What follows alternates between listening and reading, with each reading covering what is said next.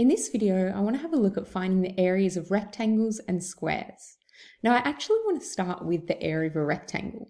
So if we have a look at a rectangle, if it's got a length that we're going to call L and a breadth or a width that we're going to call B, then to find the area, we're going to multiply those two dimensions together. So we're going to have L times B, or you can write it without the multiplication sign as well. So whatever those two numbers are, whatever the two dimensions are, we're going to multiply them together. Now, if we have a look at a square is actually just a special type of rectangle. So what we're going to do is we're going to multiply those two sides together. But in a square, every side is the same length. So if this one is a length that we're going to call S, then so are all the other sides as well. So if we treat it as a rectangle, we're going to go S times S. But if we multiply something by itself, the shorter way of writing that is S squared. So that side length multiplied by itself. So there are our two formulas. Let's have a look at some examples. So our first example asks us to find this area of a square that has a side length of 4 centimeters. So the first thing I always want you to do is write down the formula. So because it's a square, we're going to have area equals S squared, so the side length squared. Then we're going to substitute in the number that we know. So our side length here is 4 centimeters. So we're going to write 4 squared. 4 squared means 4 times 4, which is 16. And then the last thing we have to do is write the units. So because we're talking about area, it's going to be centimeters squared.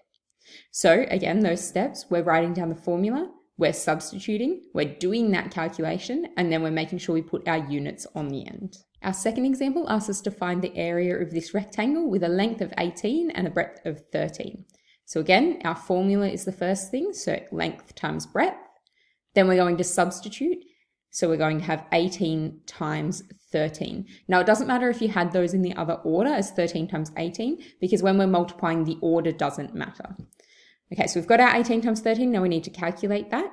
So that would give us 234. So we've calculated, and then we need to put our units on the end. It is in centimeters, so we're going to have centimeters squared for area.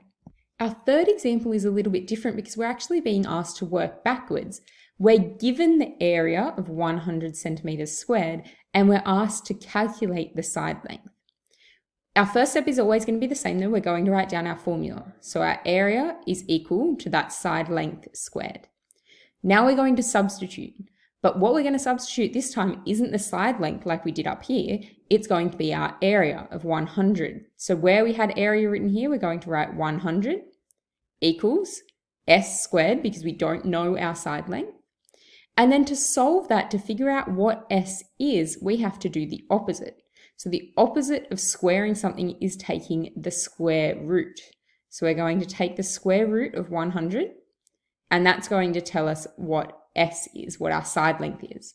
Now the square root of 100 is 10.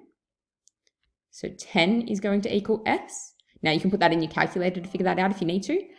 And then we're just going to rewrite it the other way around because usually we like to have the letters on the left-hand side. So S equals 10. And the last thing we need is our units. Now, because S is a length, not an area, it's just going to be 10 centimeters, not centimeters squared. Our last example is another one where we're given the area and we're going to work backwards to find the dimension of a rectangle. So in this one, we're asked to calculate the length of a rectangle with an area of 24 centimeters squared and a breadth of 8 centimeters. So again, we start by writing down our formula. So area equals length times breadth.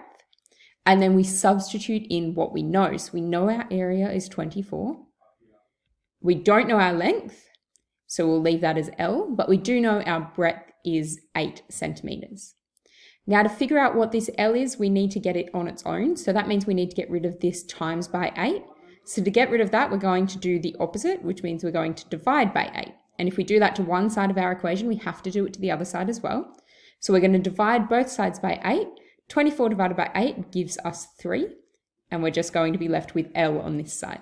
So we'll rewrite it with the letter on the left-hand side, so L equals 3. And then the last step is to write down our units. So having a look, and it is in centimeters. So that means the length of the rectangle is 3 centimeters. All right, so that's having a look at areas of rectangles and squares.